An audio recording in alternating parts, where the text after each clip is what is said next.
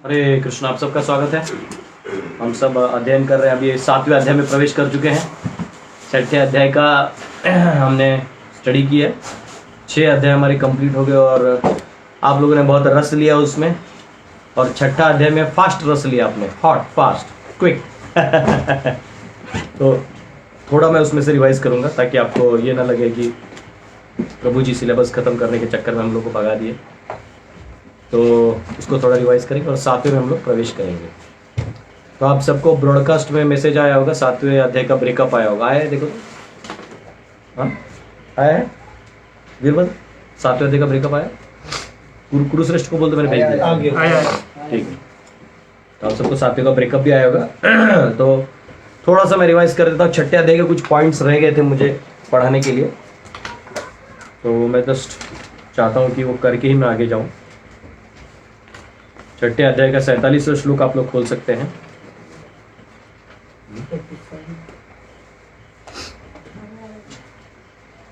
योगिनामपि सर्वेषां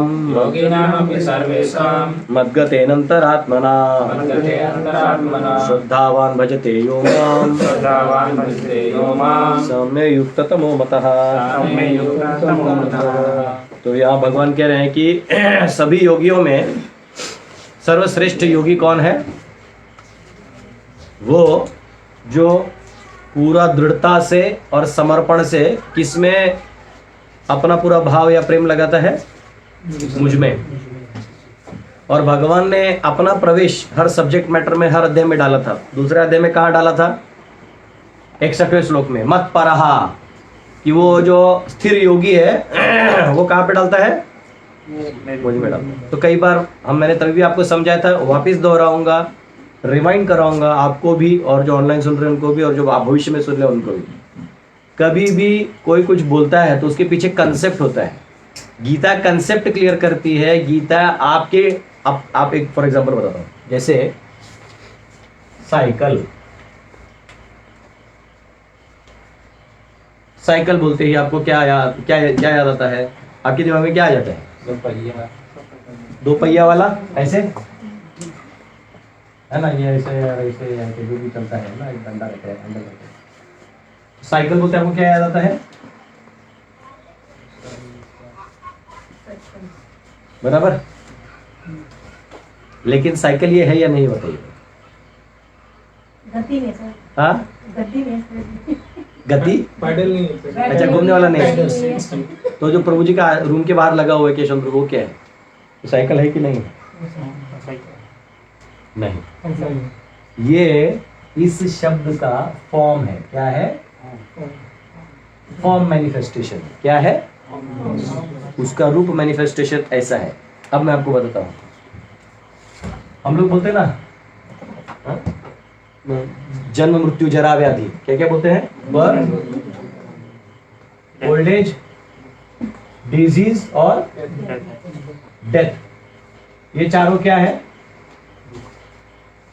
जन्म मृत्यु का साइकिल। हम क्या बोलते हैं? Life and death cycle. मतलब डेथ के बाद क्या आता है? लाइफ आता है। दूसरा अध्याय पढ़ा कि नहीं पढ़ा? क्या पढ़ा? जन्म मृत्यु जरा व्याधि ना, नहीं, वो तो 13वें अध्याय में आता है। ना, साइकिल के बारे में कुछ पढ़ा था। ये डेथ के बाद जीवन आता है, जीवन के बाद डेथ आता है ना। जायते मृत्यु ना। इतना पढ़ाने के बाद गजब बेइज्जती कर रहे थे। जो मरा है, जो वो अवश्य जन्म लेगा। हाँ, जातस्य ही ध्रुव मृत्यु। समझ रहे हैं? तो जो मृत्यु जिसका हो गया है वो वापिस क्या होगा? तो ये क्या है? साइकिल। तो इसमें कहाँ पहिए हैं? तो साइकिल का मतलब हो गया कोई भी चीज जब रिकरिंग हो। क्या है? वो रिकरिंग हो, और उसका स्टार्ट पता न चले और एंड पता न चले। जैसे अब ये पहिया, ये वाला यहाँ से घूम के चालू हुआ था कि ये घूम के होता है, आप नहीं पता कर सकते। जन्म हो गया जी, आप ओल्ड एज से चालू करें तो old age to old age एक साइकिल बन जाएगा। समझ रहे हैं? डिजीज टू डिजीज लीजिए, डेथ से डेथ लीजिए, एक साइकिल बनेगा। बर्थ से बर्थ लीजिए, एक साइकिल बनेगा। तो साइकिल क्या ये फॉर्म है जो आपके दिमाग में बैठा हुआ है? तो जो ही मैं बोलता हूँ साइकिल, आपके दिमाग में ये आ सकता है। अगर आप बहुत ज्यादा फिलोसफी पढ़े हैं, बहुत ज्यादा ज्ञानी हैं, तो आपको ये याद आ सकता है। हाँ? तो हर एक का साइकिल वर्ड के साथ है ना उसका एक कंसेप्ट बैठा होता है। लेकिन गीता क्या करती है, आपको उसके ओरिजिनल फंडे में लेके जाती है। जो ओरिजिनल कंसेप्ट क्या है वो बताती है। बात समझे? इतना तो समझा जो मैंने बोला सिबुल? ये समझा ना? अरे तुमको 90 के ऊपर है, क्या चिंता है, वो भी बिना कॉपी के। तो बेसिकली कोई भी सब्जेक्ट मैटर हम समझते हैं तो उसके पीछे उसका एक कंसेप्चुअल फॉर्म होता है, कंसेप्चुअल होता है, कंसेप्ट होता है। तो गीता कोई भी अध्याय का या कोई भी नॉलेज बताती है तो वो क्या करती है, कंसेप्ट में पूरा भगवान बताते हैं। तो हमारा प्रॉब्लम क्या है कि जो ही हम क्या बोलते हैं, स्थिर मति या धीर बोल देते हैं।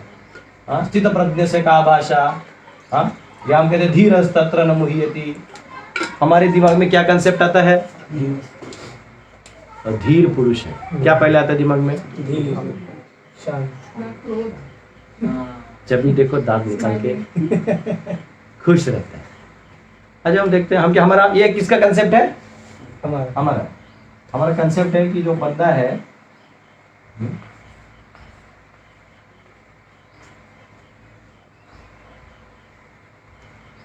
वो कैसा है, खुश, स्माइलिंग। उसे भी और भी भोला भाला है तो यहाँ से 2 दांत निकल जाते हैं।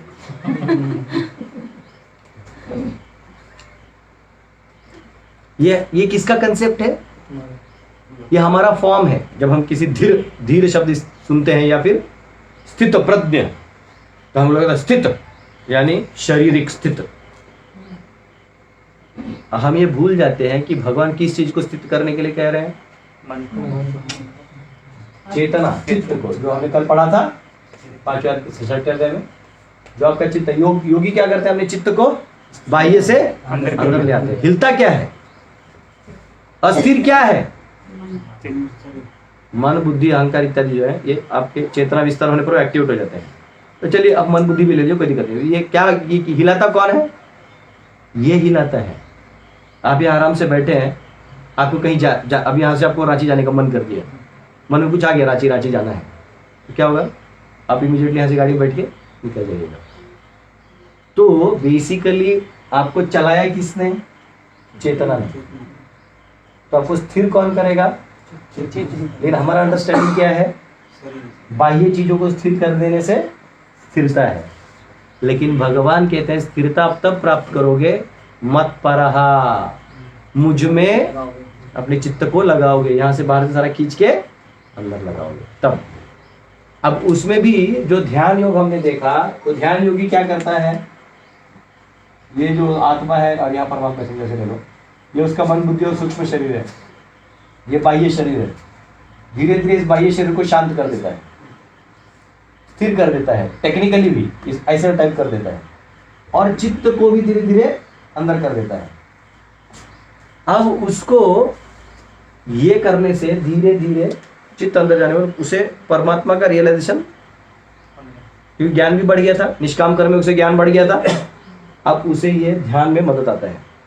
अब प्रॉब्लम क्या है कि उसे परमात्मा का दर्शन हो भी जाए, परमात्मा का दर्शन भगवान की इच्छा के बिना नहीं होगा, ठीक है। तो अब क्या है, भगवान का दर्शन तो हो जाएगा, लेकिन प्रॉब्लम क्या है,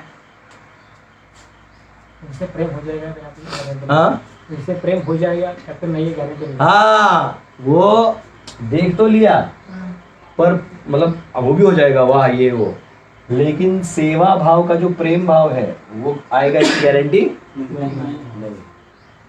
जैसे हम लोग कई बार लोग मिलते हैं, अरे गादर मिलने चलते हैं, हरि बोल पूरा आदमी ट्रेन में उल्टा पुल्टा सो के आता है, इधर देखता है प्रभु जी खुद भी उल्टे पुल्टे सो आराम से, अरे इसको टेंशन नहीं।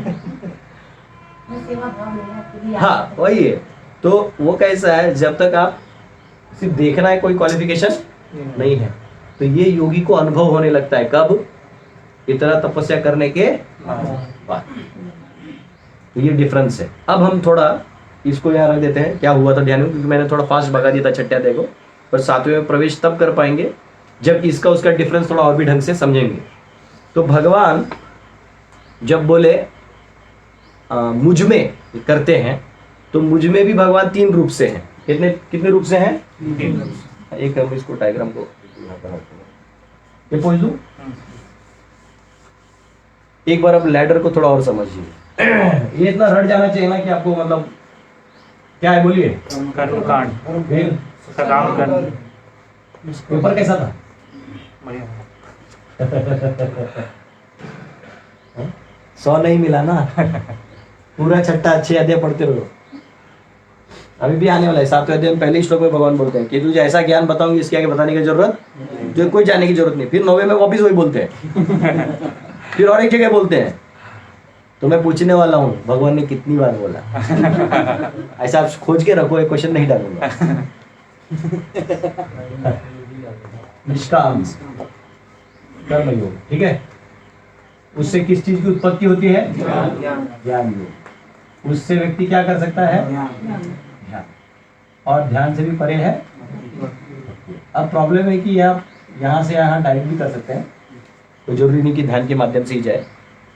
अब एक चीज याद रखिए, साक्षात्कार कितने प्रकार के हैं? 3। क्या क्या? ब्रह्म, परमात्मा। तो हम ऐसे इधर इधर लिख देते, इधर दिखता है ना, पढ़ो। ब्रह्म, परमात्मा और भगवान, ये 3, यानी साकार रूप, निराकार रूप और भगवान का स्थायी रूप है हमारे हृदय में। ये 3 साक्षात्कार होते हैं योगियों को। भगवान 46वें श्लोक में क्या कहते हैं? तपस्वी बनोगे या बाकी सब बनोगे, इससे अच्छा है तुम क्या बनो? योगी बनो। योगी यानी किससे जुड़ो? भगवान मुझसे जुड़ो। तो किसी भी माध्यम से जुड़ सकते हैं। तो इसलिए प्रभुपाद तात्पर्य में लिखते हैं कृष्ण कॉन्शियस पर्सन। क्या कहते हैं? इधर वाले सेक्शन पे। अब उसने इच्छा जो है अपनी भोग इच्छा और अपने वो सब छोड़ दिए। अब उसका काम है केवल होगा। तो अब निष्काम में भी किसी का फॉर्चून है तो वो भगवान रूप में भी, मतलब भगवान को व्यक्ति रूप समझ के भी वो अपने वो कर सकता है, और वो ये भी कर सकता है, ठीक है। और कई ऐसे निष्काम कर्मी होते हैं जो परमात्मा को मानते हैं, जो मेरे हृदय में है, जो मुझे हमेशा गाइड करते हैं। तो ये तीनों फॉर्म को एक्सेस कर लेता है और इसको क्लियर नहीं होता है, और इनका कोई एक कैटेगरी नहीं होता है कि ऐसी होगा, समझ रहे? धीरे धीरे उसका ज्ञान बढ़ते जाता है, उसे समझता है। ये कई जन्म लग जाते हैं। कई बार लोग बोलते हैं ना, अरे आत्मा परमात्मा एक है। जैसे दूर से आप देखते हो तो पहाड़ सब हरा हरा दिखता है। ओ फ्लाइट से देखते हैं, मतलब झारखंड कितना अच्छा है, my God everything is green. हाँ, हम लोग जैसे हमारे लॉन में देखते हैं ना, जैसे बिल्डिंग लोग बनाते हैं तो दिखाते हैं कि हमारे यहाँ ग्रीन लैंड, ग्रीन लॉन होगा। आप आराम से अपने बच्चों के साथ फोटो दिखाते हैं, है ना, पति पत्नी और एक छोटा बच्चा उस घास पे से लेटे, वो सिर्फ फोटो होता है। एक्चुअली तुमने सिर्फ ऊपर से घास देखा, लेटोगे तो कीड़े काटेंगे। वो उसमें नहीं दिखाते कीड़े मारते हुए, तो हम लोग फंस जाते हैं। तो यहाँ पे क्या होता है, इसको सब एक लगने लगता है। क्या लगने लगता है? तो कई बार इतना करने के बाद भी वो फंस सकता है। बात समझ रहे हैं? लेकिन धीरे धीरे, क्योंकि वो उस फील्ड में है, तो स्वाभाविक है वैसे ही लोग मिलेंगे और ज्ञान की और भी वृद्धि होगी। तो धीरे धीरे उन्हें समझता है कि ये बेस्ट है। अब ज्ञान योग आने के बाद फिर वो क्या करता है, फिर वो इस लेवल पे आ जाता है, और फिर यहां से वो, तो भगवान अब अर्जुन को ये वाले लेवल में लाएंगे। चैप्टर, बात समझ में आया? चैप्टर 2 क्या था? आत्मा के बारे में पूरा इधर का ऊपर का सारा ज्ञान दे दिया भगवान ने। निस्त्रय गुण्य हुआ अर्जुन। देखा अर्जुन को नहीं समझ रहा है तो बोले सुन एक काम कर, कहां से चालू कर, और फिर बोले ये अलग नहीं है, ये एक ही है। क्यों? ये ग्लास की तरह है। जैसे मैंने उस दिन बताया, ग्लास है, ग्लास में क्या कर रहे हो आप?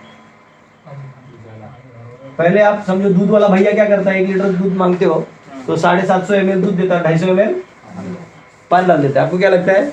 दूध है, बराबर। और जब आप उसको डांटते हो, किसी ने पकड़ लेते हो कि तो झूठ है, तुम्हारा पनीर उतना बना ही नहीं, तो बाद में आपको पता है, फिर वो कहता है अच्छा माल देता है, फिर 900 ml देता है और 100 ml उड़ाता है।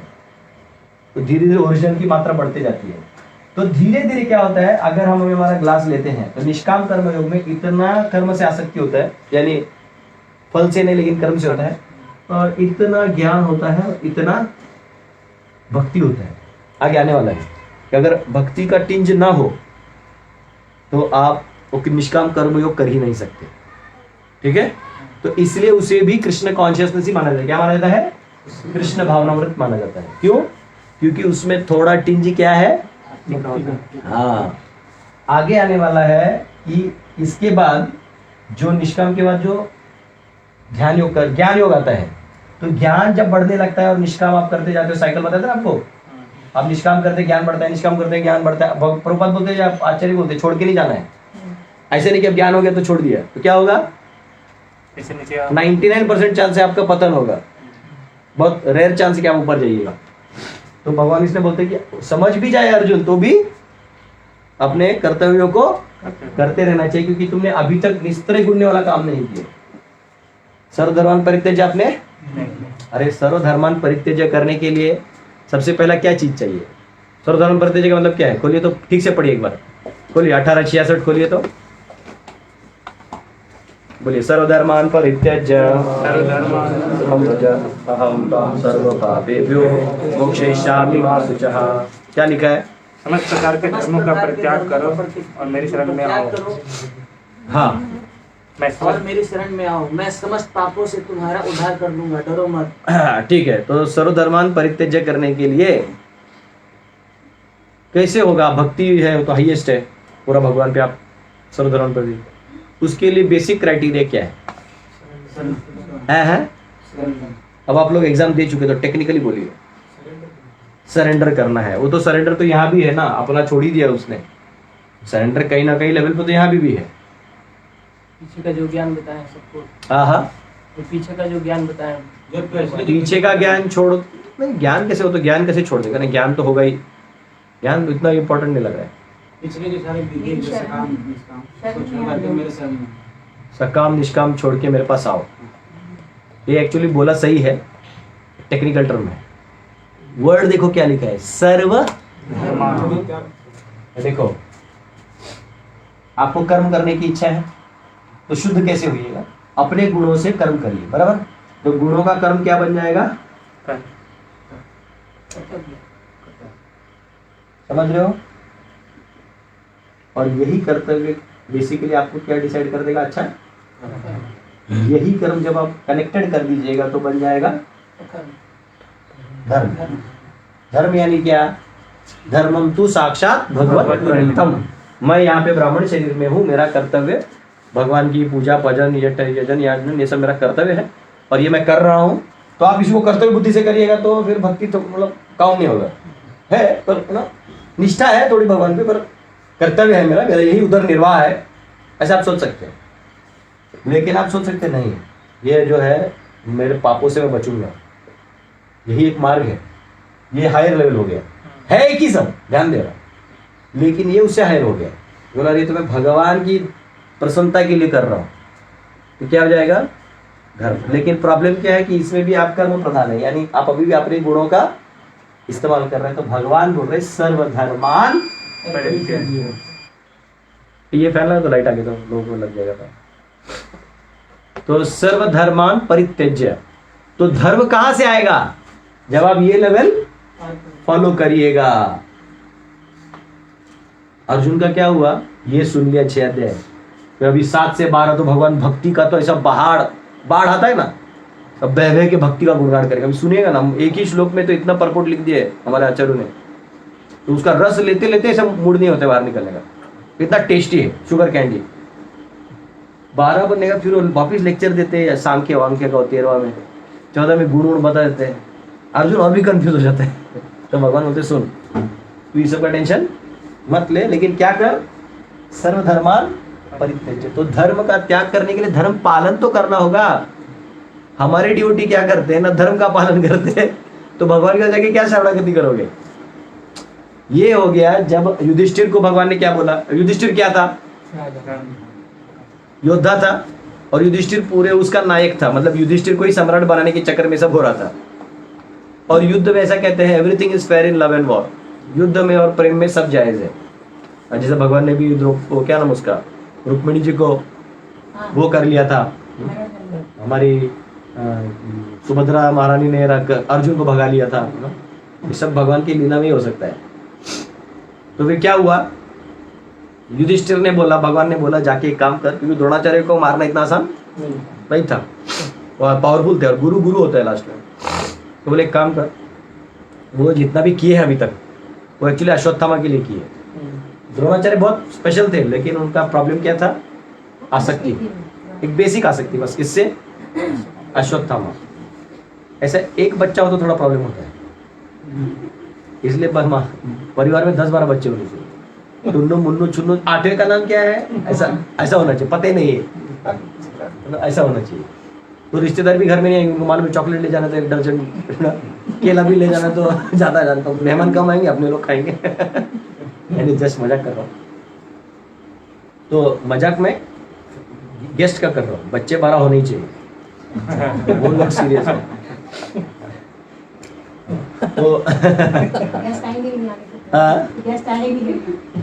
गेस्ट आएंगे तो सोएंगे कहाँ, बच्चे मारेंगे, अंकल अंकल डुडुम बोलते, अरे वाह वाह। मैं गया था, मेरे नानी जी की एक्सपायर हो गई थी, मेरे नानी जी 2 साल पहले, तो गया था मैं ऐसे मिलने के लिए। तो मेरे जो मामा हैं उनका जस्ट शादी, तो उनके बच्चे 5-6 साल के होंगे, इतने 3 मामा हैं, तो तीनों के अलग अलग बच्चे सब।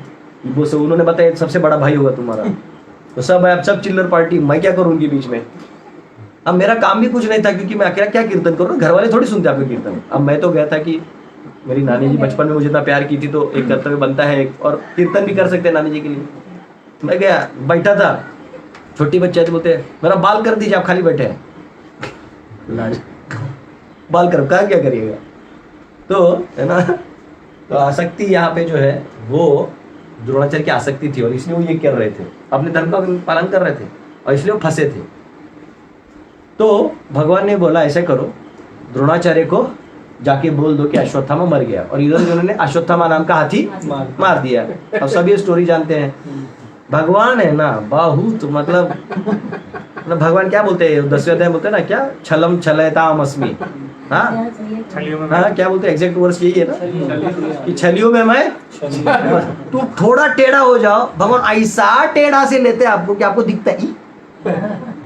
अब ऐसा कुछ भी करिए, अरे इनको कैसे पता, भगवान हंसते हैं। मैं जानता था, क्योंकि हमारे 12 साक्षी हैं।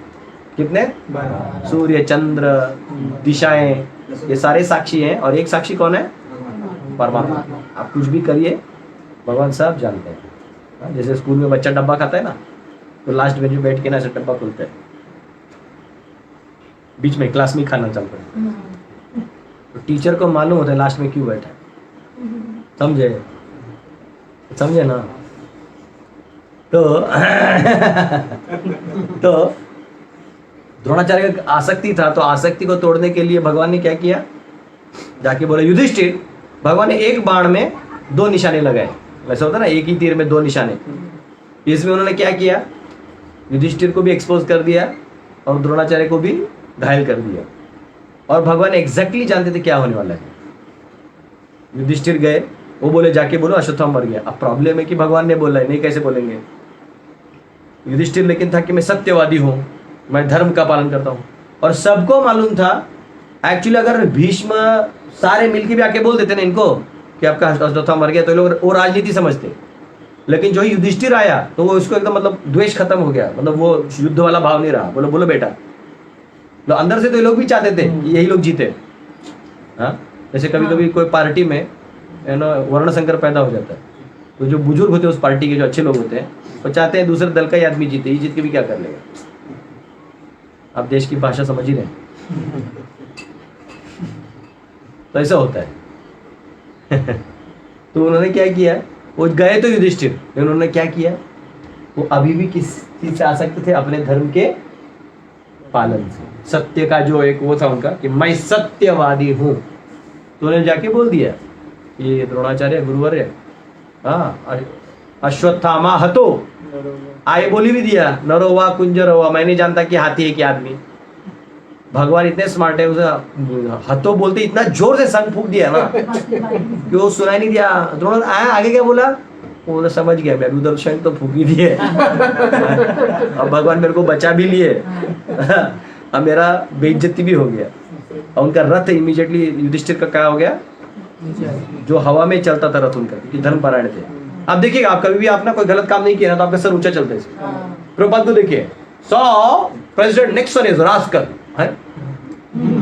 आप अमेरिका में जाके उसी के प्रेसिडेंट को रास्कल तब बोल सकते हैं जब ने इतना बड़ा काम किया है। एक बार जीसस बैठे थे, तो तभी का नियम था ज्यूज लोगों का, अभी भी है उनमें, लेकिन अभी इतना पालन नहीं करते, कि अगर कोई वेश्या पकड़ी जाए या गलत काम करते हुए पकड़ी जाए तो उसे पत्थर से मार देना है। सबने मिलके उसको दीवार पे लगा के मार देना है। तो जीसस बैठे थे, तो मैरी मैगदलीन नाम की एक वेश्या थी, तो आई और उसको सब मतलब जब दौड़ा रहे थे, दौड़ दौड़ के वो जीसस के पास आई, बोले कि बचाइए मुझे। तो ये लोग बोले, क्यों रे, तू तो बड़ा संत बनता है ना, पता हमारे स्क्रिप्चर्स में क्या लिखा है, इसको क्या करना चाहिए, क्योंकि ये ज्यू थे, क्रिश्चियनिटी तो बाद में बना। तो ये बोले कि हाँ ये लिखा है कि इसको पत्थर से मार देना चाहिए। तो बोले तो फिर, तो बोले आप में से वो आदमी मार सकता है जिसने कभी पाप न किया हो। तो फिर उन्होंने पत्थर छोड़ दिया, तुम्हें से जो पाप नहीं किया वो मारेगा। तभी वो मैरी मैगदलीन जो उनका पाँव पे गिर के रो गई, तो सब बोले तुझे वेश्या ने हाथ लगे तो अछूत हो गया, मतलब ना तो वो दुष्ट हो गया। बोलते देखो तुम सारा शास्त्र जानते हुए भी ये नहीं जानते कि साधु के साथ क्या करना चाहिए, और ये वेश्या होते हुए भी मेरे चरणों का अभिषेक करके उसने अपने बालों से उसको सुखा भी दिया।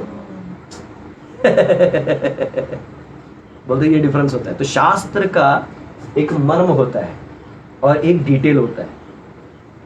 तो मर्म है भगवान, प्रभुपाद इसलिए बोलते हैं the whole goal of religion, धर्म मतलब भगवान से प्रेम करना है। धर्मस्य ही अपवर्गस्य नार्थोर्थाय उपकल्पते। तो धर्म का काम ही है ये पवर्ग से निकल जाना। प क्या है, पवर्ग क्या होता है, प प ब भ म, प यानी परिश्रम, गधे की तरह हम परिश्रम करते हैं क्योंकि हमारा क्या है, आसक्ति है। भ भय आता है क्योंकि जो मिला है वो छूटने का भय होता है। देखिए ना, कोई हमारे लॉकर में जाता है और बट्टे का हाथ लगा धक धक होता है, मांग लेगा मांग लेगा मांग लेगा। तो भय होता है। ब क्या है, बंधन। प फ क्या है, फेन निकलता है, मुझे थक जाता है आदमी। और क्या है, म से लास्ट में मृत्यु। तो युधिष्ठिर का क्या हुआ, रथ नीचे गिर गया क्योंकि सर्वधर्म परित्यज्य वाला लेवल उन्होंने एटलीस्ट एक्सटर्नली नहीं दिखाया।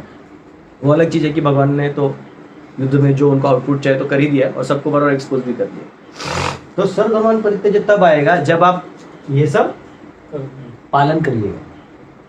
और हाईएस्ट में जाने का, जो हमारा आज का विषय होने वाला है, हाईएस्ट में जाने के बाद ये सब भी आदमी करता है, लेकिन वो इसका माध्यम क्या इस्तेमाल करते हुए इधर फंसे हुए लोगों को उसमें डालने के लिए।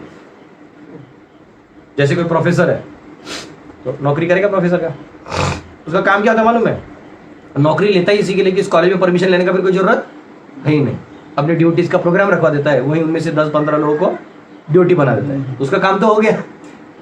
नौकरी आ रहा है, पैसा आ रहा है, जा रहा है, वो तो भगवान को उनको विश्वास होता ही है, उसी बहाने कुछ प्रोफेसर ड्यूटी बन जाते हैं। जैसे हमारे BI वाले हैं, जो रिसर्च इंस्टीट्यूट है, भक्तिवेदांत इंस्टीट्यूट, वो लोग ऐसे ही करते, कॉलेज जाते हैं, प्रोफेसर्स को ड्यूटी बना देते हैं, उनके कुछ ड्यूटीज प्रोफेसर बन जाते हैं। हाँ, या कभी कोई गवर्नमेंट ऑफिसर बनता है तो उधर पूरे ऑफिस में सबको प्रसाद बांट के सबको फेवरेबल कर देता है। तो वो यहाँ रहते हैं, लेकिन उनकी वो रहते कहाँ है, मगरमच्छ के वो उस पे पीठ पे, जो उनका कलेजा किधर है, पेड़ पे। राइट टाइम पे वो भाग जाते हैं। तो चैतन्य महाप्रभु समझाते हैं कि भक्त का सिचुएशन कैसे होना चाहिए, पैरामोर की तरह। पैरामोर जानते हो, पैरामोर यानी शादी एक से हुआ है और उस स्त्री का कोई और आदमी से प्रेम है, तो अपने पति की इतने अच्छे से सेवा करती है, उसको डाउट ही नहीं आता है कि इसका कहीं और चक्कर है।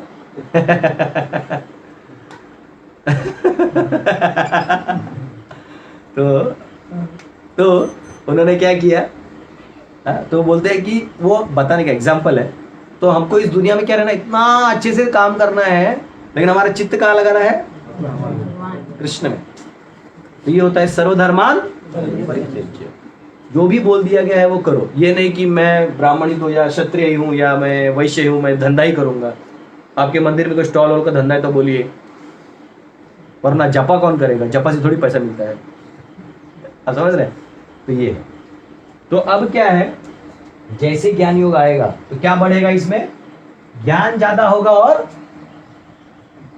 जो एक इच्छा होती कर्म करने की वो कम हो जाएगी और भक्ति इसमें थोड़ा सा बढ़ जाएगा।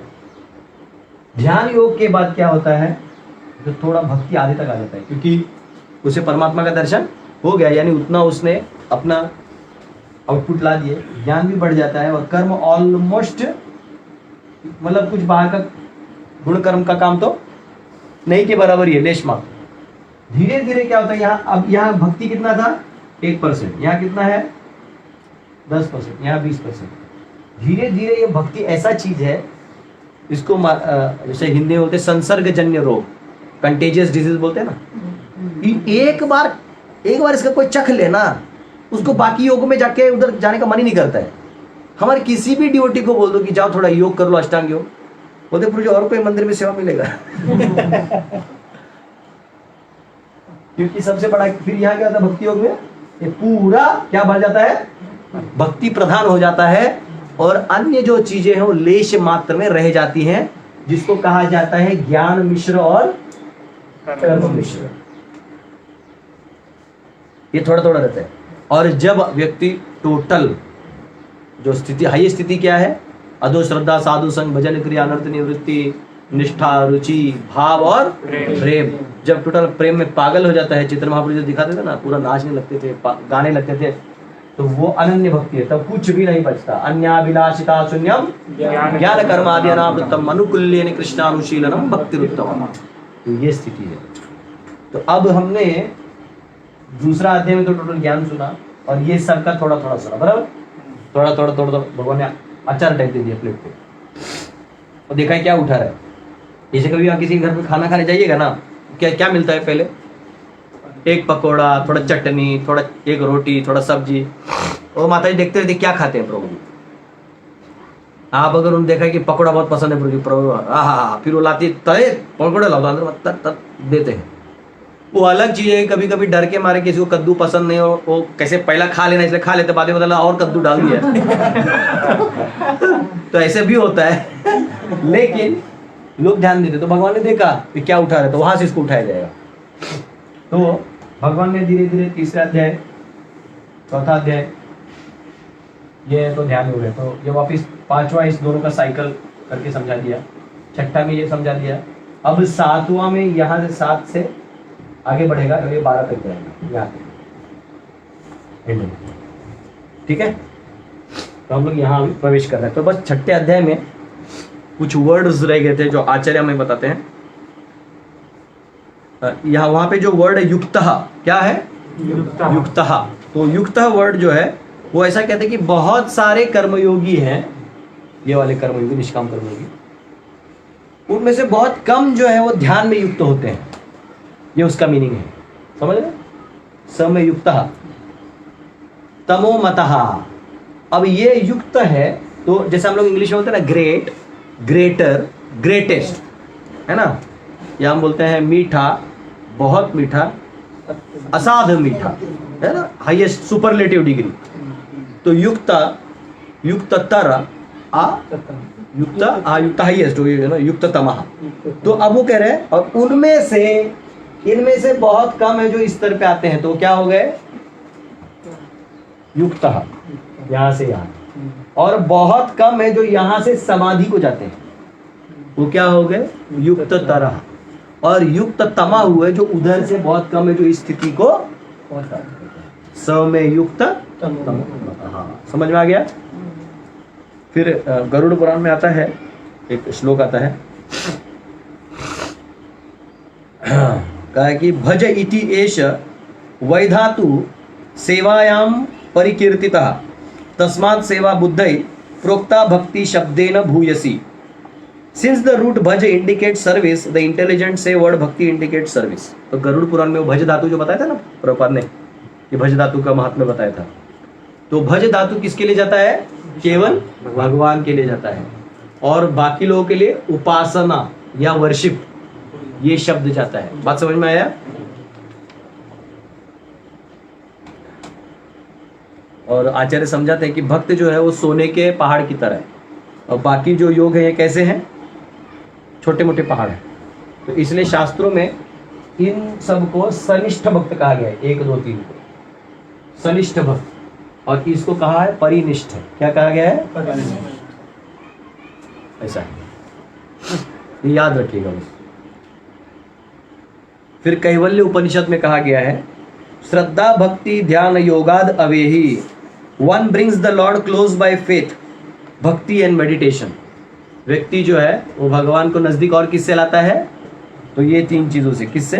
फेथ यानी श्रद्धा भगवान पे, भक्ति यानी भगवान के प्रति अगाध भक्ति, एंड मेडिटेशन ध्यान। ये इसलिए दे रहा हूँ कि ये रेफरेंसेस है, फिर ऐसा ना हो कि मैंने दिया नहीं, कभी लोगों को नोट्स नहीं मिलेगा। ऐसे भी कुछ लोग हैं जो बाद में सुनेंगे लेकिन उनको नोट्स नहीं मिलेगा, जो रजिस्टर्ड नहीं है, तो एटलीस्ट उनको पॉज करके लिख तो सकते, इसलिए मैं बता रहा हूँ। ये एक मैं इसको तपस्या के रूप में कर रहा हूँ। वैसे मेरे को जल्दी जल्दी सातवें में प्रवेश करना है, लेकिन क्या है, मैं नहीं चाहता कि इसको कच्चा माल मिले। बृहदारण्यक उपनिषद 1:4-15 में कहा गया आत्मानम एव लोकम वसिता,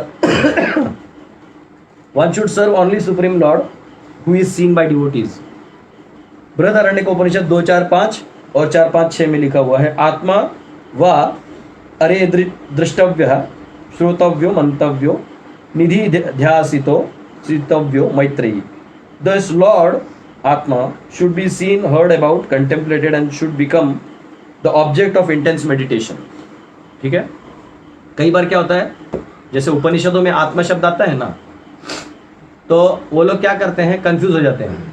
अब ये आत्मा अगर फोकस है तो मेडिटेट कौन करेगा? तो वो हाईएस्ट स्थिति नहीं हुई ना, क्योंकि आप अगर मन से आत्मा को ध्यान दीजिएगा तो फिर कर्म में आ जाएगा। अब समझ रहे, मन का इस्तेमाल हो रहा है ना, तो मेडिटेट आत्मा कर रहा है किस पे? परमात्मा पे। बात समझ में आया? तो ये फंडा, तो कभी कभी शास्त्रों में आत्मा ये वर्ड जो है परमात्मा को भी रेफर करता है, ब्रह्म को भी रेफर करता है, आत्मा को भी रेफर करता है, माइंड को भी रेफर करता है, बॉडी को भी रेफर करता है। तो इसलिए शास्त्रों में कभी भी एकदम गुरु का जरूरत है, नहीं तो क्या होगा, ऐसा है। तो फिर गोपाल तापानी उपनिषद में आता है विज्ञान घनानंद घना सच्चिदानंदैक रसे भक्ति योगे तिष्ठति। That form filled with spiritual knowledge and bliss is present in bhakti yoga which is also filled with eternity knowledge and bliss. फिर श्रीमद् भागवतम में आता है, बेसिकली वो कह रहे हैं कि वो भगवान के फॉर्म के बारे में बता रहे हैं। और ये भागवतम में 6ठे स्कंद का 14वें अध्याय का 5वां श्लोक आता है मुक्तानाम अभी सिद्धानाम नारायण परायण, कि मुक्तों में और सिद्धों में सबसे बड़ा कौन है? सुदुर्लभा प्रशांतात्मा कोटिशोपि महामुने। Among millions who are liberated and perfect in knowledge of liberation, one may be a devotee of Lord Narayan. Such devotees who are fully peaceful are extremely rare. ऐसे बहुत कम है जो ऐसे लिबरेट होते हैं। अभी हम 7वें अध्याय में जाएंगे।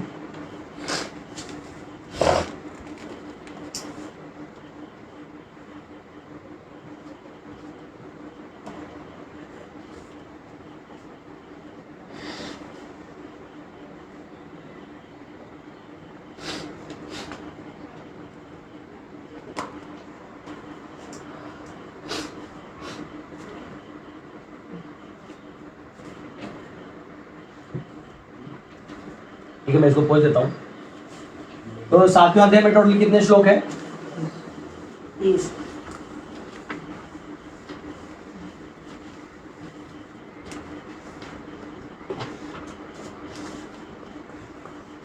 आपको ब्रेकअप आया भी होगा।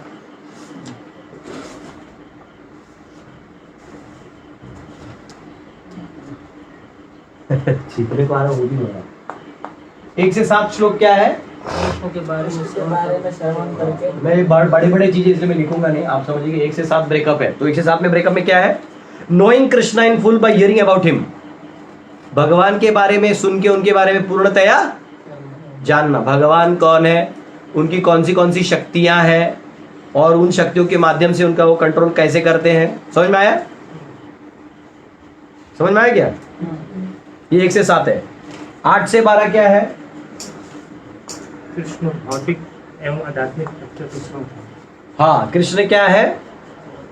भौतिक और आध्यात्मिक शक्तियों के स्रोत है, सोर्स है। Krishna source of all material and spiritual energies. बड़े बड़े इसमें मैं लिखते नहीं बैठूंगा, टाइम कम है अपने पास। 13-14 क्या है? 3 गुणों के नियंत्रण कृष्ण अतः समर्पण करें। तीनों गुणों के नियंत्रण करने वाले कौन है? कृष्ण। कृष्ण है, इसलिए उनको समर्पण करिए। 15 से 19। 4 प्रकार के सुकृत और दुष्कृत। हाँ, 4 प्रकार के, सुकृत और दुष्कृत। हाँ 4 प्रकार के सुकृत और 4 प्रकार के दुष्कृतों का वर्णन इन अध्याय में किया गया है, इन सेक्शन में किया गया है। 20 से 25। देवता उपासक और अव्यक्तवादियों की गलत जगह शरणागति। क्या होता है, कई बार हम लोग जैसे किसी को मांगने जाते हैं, हे बाबा दे दीजिए, बाबा खुद है चांद मियाँ, तो चांद मियाँ को आप जाके बोलते हैं बाबा दे दीजिए, आपके मजार पे हम आए हैं। उदाहरण के लिए एक आदमी है, उसको नौकरी चाहिए, वो जाता है मजार पे या कहीं भी जाता है ऐसे जहाँ मतलब जब पत्थर, किसी लाल पत्थर कोई कुछ कर देता है, अरे भैया मुझे दे दो, और मिल जाता है, वो क्या सोचता है इधर से मिला। कुछ लोग हैं वो मेहनत करते रहते हैं, बहुत सारा एग्जाम लिखते रहते 4 बार लिखते, फिर एक बार पास होते, उनको क्या लगता है जो उससे भी आगे हैं, जो देवता की उपासना करते, बोलते हमारे से नहीं होगा, भगवान की कृपा होनी चाहिए, हम मेहनत तो करेंगे लेकिन देवताओं की कृपा होनी चाहिए। तो नारियल वारियल फोड़ते हैं, एग्जाम पास हो जाते हैं, फिर वो सब सिलेक्ट हो जाते हैं, तो उनको कौन लगता है किसने दिया? और भगवान क्या कहते हैं मालूम है इधर? भगवान कहते हैं कि जो भी ये सोचते हैं उनको ये पता ही नहीं है कि आप जहाँ भी मांगते हो एक्चुअली मैं प्रोवाइड करता हूँ। जब आप देवताओं से मांगते हो तो मैं प्रोवाइड करता हूँ। तो जो अगर आप चांद मियाँ के बस जाके मांग लेते हो दीजिए, तो फिर कौन देता है? होता है बहुत लोगों को तो इच्छा पूरा होता है, इसलिए वहाँ का अंगारा लाके लगाते रहते हैं। तो वहाँ कैसे हो गया?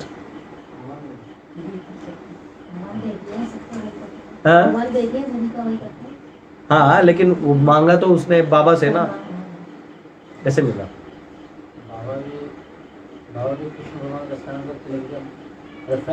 बाबा भले ही शरणागत हो या ना हो, या किसी आप नास्तिक से भी पूजा करने लगेगा तो कोई फर्क नहीं गिरता है। जब भी आपका प्रारब्ध फलोन्मुख हो जाता है, आपका कर्म, तो आपको वो चीज मिलना ही मिलना है, चाहे आप वो करो या ना करो। मेरे को एक मेरा स्टूडेंट मालूम है, एक डिवोटी मालूम है, तो उसके पिताजी मतलब सिंधी परिवार से था, अच्छा बॉम्बे में अच्छा घर था, लेकिन वो अच्छा थोड़ा डिवोटी बन गया और कॉमर्स आता, तो सोचा कि मैं आजीवन जो है भगवान का सेवा करूंगा, तो मंदिर में अकाउंट्स डिपार्टमेंट में सेवा करने लगा और कोई पगार नहीं लेता था। तो लोग बोले अरे कुछ तो ले लो मेंटेनेंस, तो बोले नहीं मैं भगवान का सेवा एक जन्म अच्छे से करना चाहता हूँ। तो घर वाले सिंधी थे, बोले भाग यहाँ से। फिर पिताजी फिर उधर थे भी नहीं, मम्मी थी सिर्फ। मम्मी बोले तेरे को ये सब करना तो यही सब करो। फिर ये मेरा फिर मैं तो मेरे बुढ़ापे के लिए पैसा रखूंगी, जो भी ऐसा कुछ हो गया। ये बोला ठीक है, उधर करने लगा। फिर ऐसा हुआ कि इसको गृहस्थ बनना था। भैया लड़की थोड़ी ऐसे कोई दे देता है, देखता ना भाई आपके पास क्या है। ये बोला जान दो भगवान के ऊपर छोड़ दिया। बोलते जब भगवान को रासबिहारी जी को देना होगा तो देंगे। हमने सेवा कर दिया। दूसरा ही दिन उसको एक ऑफिशियल गवर्नमेंट ऑफिशियल मिलने आया जो लॉयर के सब। बोले क्या आप ही फलाना फलाना है? बोले हाँ मैं ही हूँ। तो बोले आपके नाम पे 3 करोड़ है। अरे तो बोले मेरा कोई प्रॉपर्टी है ही नहीं। बोले नहीं एक्चुअली आप ये दिल्ली में रहने वाले ये परिवार के आप बेटे हो और उनके आप चौथे बेटे हो। और एक्चुअली आपका जो इधर वाले हैं उन्होंने आपको वो लिया था, गोद लिया था, क्योंकि उनको बच्चे नहीं हो रहे थे। तो आपके इधर 4 थे तो उन्होंने इधर ट्रांसफर कर दिया। लेकिन वो जो पिताजी हो जाते जाते बोल के गए कुछ भी हो मेरे चौथे बेटे को भी प्रॉपर्टी में हिस्सा मिलना चाहिए, तो इतना इतना आपके हिस्से में आ रहा है, तो क्या किया जाए? तो बोले क्या किया जाए भाई, गाल पैसा। आज वो आराम से बैठा है, पत्नी भी अच्छा है, बच्चे भी, अब उसका घर चल रहा है। अब मुझे बताओ उसने क्या किया? चांद मियाँ के पास थोड़ी गया। उसी समय अगर वो चांद मियाँ के पास चला गया होता तो बाबा आपको तो हम चढ़ा देंगे। क्या उसी समय वो नारियल फोड़ देता है ना? तो लगता कि हाँ मेरे को मेरे इस देवता ने दिए, इंद्र ने दिया, चंद्र गणपति किसी ने दिया है मुझे। तो भगवान क्या बोलते, जब भी आप देवी देवताओं से मांगते हो तो वो भी कौन पूरा करता है? नहीं करता। और नॉर्मली भी आप जब किसी से नहीं मांगते हो तो भी कौन पूरा करता है?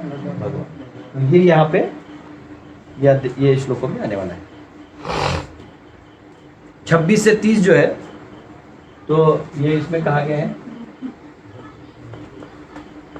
कि यहाँ जो ये श्लोक चालू है ना, ज्ञान देने वाले भगवान। कौन सा ज्ञान? अपने बारे में और इन शक्तियों के बारे में। तो ये ज्ञान से आप कैसे मुक्त हो जाएंगे, होती है। तो आपको याद है मैंने बहुत पहले एक डायग्राम बनाया था क्या था, क्या बताया था? इसको याद है, ईश्वर, जीव, प्रकृति और काल और कर्म, बराबर। ये सारे फंड एकदम रट जाने चाहिए। तो अभी क्या था, जो पहले 6 अध्याय थे उसमें ध्यान देखना, प्रकृति का ज्यादा वर्णन, आउटराइट डिटेल कुछ ज्यादा नहीं था। प्रकृति एक मतलब जो जीव है, बद्ध जीव है, उससे भगवान का आउटराइट संबंध भी ज्यादा, मम्मी वंश वगैरह ऐसा कुछ नहीं बोला था। लेकिन ये वाले जो अभी अध्याय आने वाले हैं, तो ये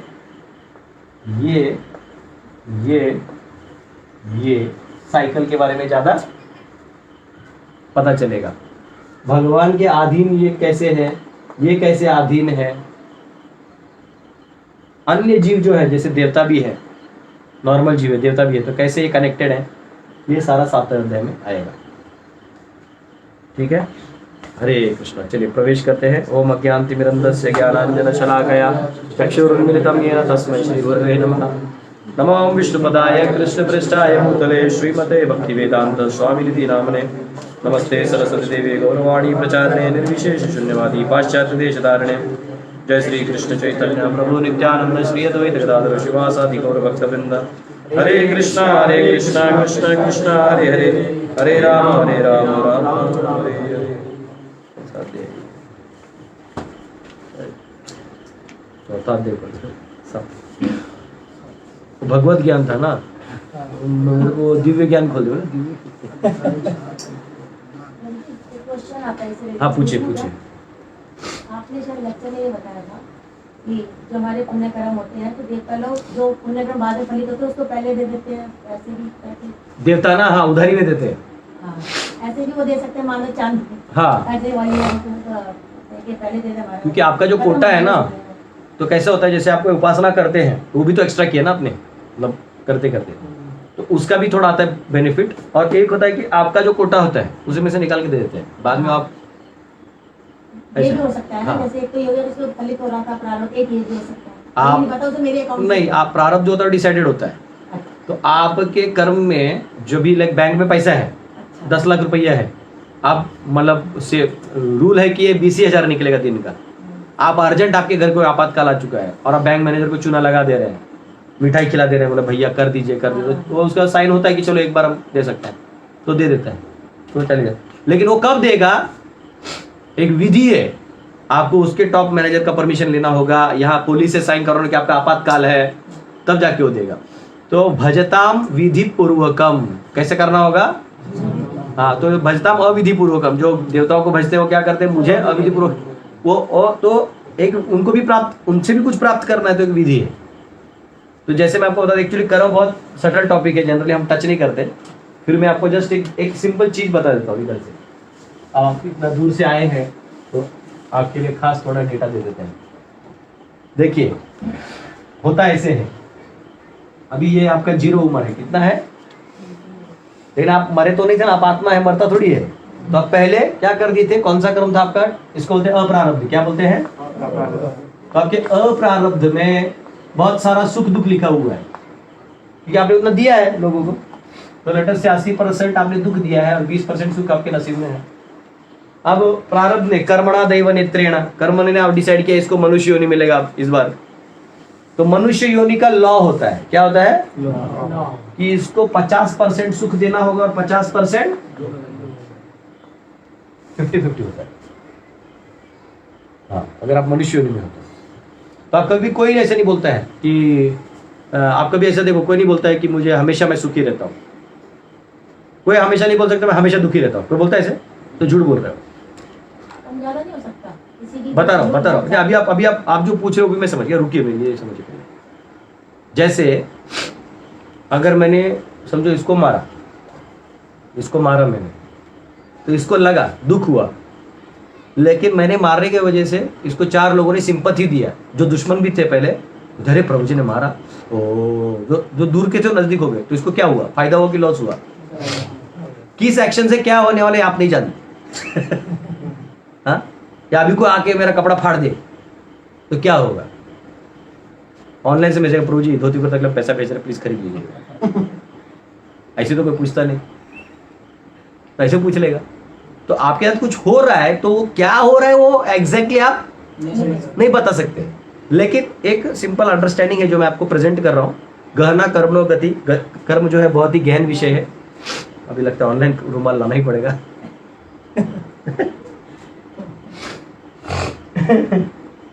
आज एक्चुअली मेरा ना फास्ट एंड फ्यूरियस मूड भी नहीं है। ठंडे से काम खत्म कर रहा हूँ। तो समझिए आपका 0 उम्र है, प्रारब्ध ने डिसाइड किया 70 में आपको टाइमर खत्म। मरता कौन है? इतना पढ़ने के बाद कौन निकलता है? टाइम किसको मालूम है? ना आत्मा को मालूम है ना।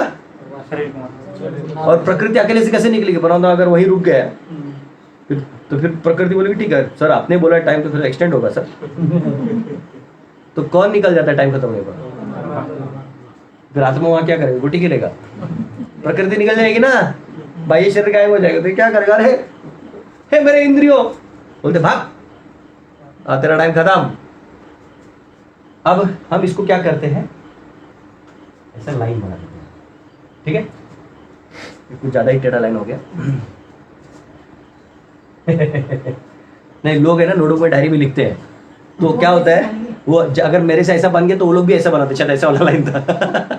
एक बार एक लड़का था, वो दूसरे बच्चे का ना होमवर्क कॉपी करता था, तो ये जो लिखता था वो भी लिखता था।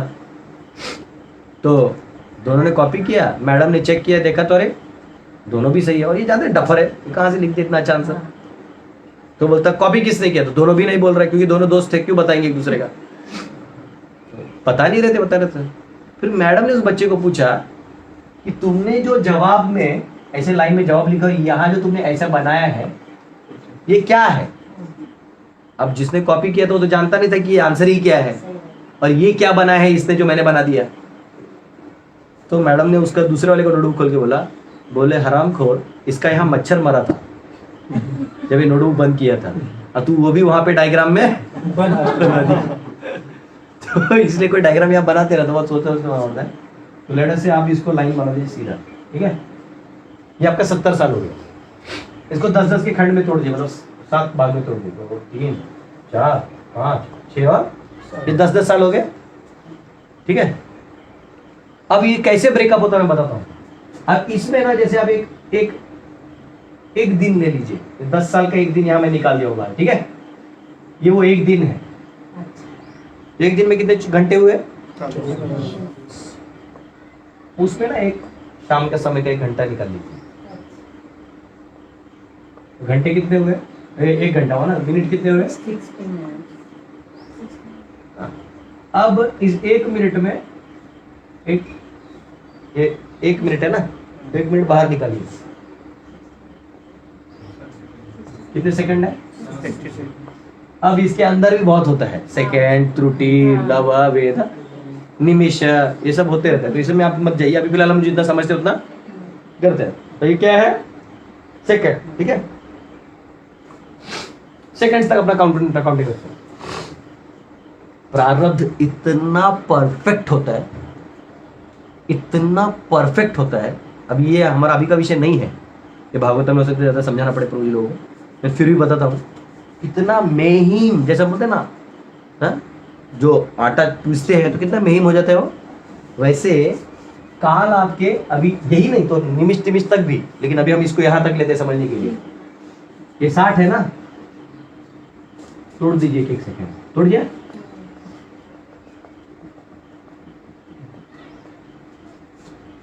इसका भी ब्रेकअप होता है, ये 60 सेकंड का। हमें बता दो कैसे होता है। लाल दिखता है उसमें, ये देखो। तो 60 में से पहले 5 सेकंड जो है ये ऊपर कर दिया है, मतलब खुशी है। क्या है? खुशी। और अगर मैं नीचे कर दिया तो क्या है? दुख। फिर 5 सेकंड दुख है, फिर ना 10 सेकंड का सुख है, फिर 1 सेकंड दुख है, 15 सेकंड सुख है, फिर अंत तक 60 सेकंड तक क्या है? ये मैंने आपको क्या ब्रेकअप कर दिया? 60 सेकंड यानी 1 मिनट का। अब ये ब्रेकअप कितने साल का है? वो बना हुआ है, आप इतना तो बना नहीं सकते। नहीं और आप जानते हैं क्या आपके साथ क्या होने वाला, आप जानते हैं? नहीं ये रेडी है, जो ही तेरे को भेज दिया तेरे कपार पे वो बारकोड लगा के, इसलिए भगवान खुश रहते हैं, बांसुरी बजाते रहते हैं और बोलो प्रभु। हम जानते हैं अभी हाई वाला है, देखो महाप्रसाद लेके आ रहे थे। हाँ अच्छा, अब क्या होता है, ये लिखा हुआ है प्रारब्ध क्या होता है, वो जो भी आपके साथ लोगों ने इंटरेक्शन करना है ना, आपको लोग मिलने हैं, माँ बाप भाई बहन देशवासी, आप प्रवास कर रहे हैं, ट्रेन में कोई मिलना है, फलाना ढिमका, ये वो जो भी है, ये सारों को बराबर राइट ऑर्गेनाइज करके रखा जाता है, एग्जैक्ट जिसका जितना उधर ही लिया है तुमने। उदाहरण के लिए तुम्हारी जो माँ है वो तो इस जन्म की माँ है, वो तुम्हारी सेवा इसलिए करेगी, हो सकता है पिछले जन्म में उसने तुमसे उधार ही लिया हो, या कुछ लिया हो तुमसे, सुख लिया हो, तो अभी उसे तो आपको सुख देना उसका क्या बन जाएगा, तो वो ऐसे तो देगी नहीं, तो उसको माँ का रूप दे दिया जाता है। समझ रहे हैं? बेटा है वो सिर्फ लेते रहता है, तो ये वो है, तो ये अलग अलग है ना? घर का जो कुत्ता होता है वो आपका ही पूर्वज होता है, जिसको आपने अच्छे ढंग से सेवा नहीं किया तो वो आके भौंकते रहते हैं, आप प्रॉपर्टी पे डांटते रहते हैं, ध्यान दो ध्यान दो। ऐसे बहुत सारे हैं, कर्मों को समझने के लिए गरुड़ पुराण पढ़ सकते हैं आप, कौन क्या बनता है ये सब दिया हुआ, कोई टेंशन नहीं। अब ये पूरा गेम देखो कितना एल्गोरिथम होता है ना कंप्यूटर का, वैसे एल्गोरिथम है ये। अब क्या होता है, ये काल के साथ साथ ये कैरेक्टर का भी एंट्री मतलब एक प्रकार से तय होता है। समझ में आ गया? वो सुख देगा कि दुख देगा वो भी तय होता है, क्योंकि वो काल में ऑलरेडी तय है। अगर आपका काल अभी चल रहा है सुख का और आपका दुश्मन भी आ जाए ना, पता नहीं उसको क्या हो जाएगा, आपका पाँव छू लेगा, बोले भैया हम उसे ऐसा उल्टा बोल दीजिए, आपको कैसे बोल दिया, हमारा मुंह से कैसे ऐसे निकल गया भैया। और ध्यान दे यार, होते रहता है, साड़ी और मत करो। आपका टाइमर सही चल रहा है ना, टाइम गलत चल रहा है, आपके घर वाले बोलेंगे आ गया मुंह लटका के। वही जिस माँ ने 2 मिनट पहले आपको पकोड़े तल के खिलाए थे, वही बोलते हाँ आ जाओ बेटा मुंह लटका के आओ, तुम तो फेलबाज हो ही, हाँ तुमसे कुछ नहीं होना है, हाँ घर का कलंक हो।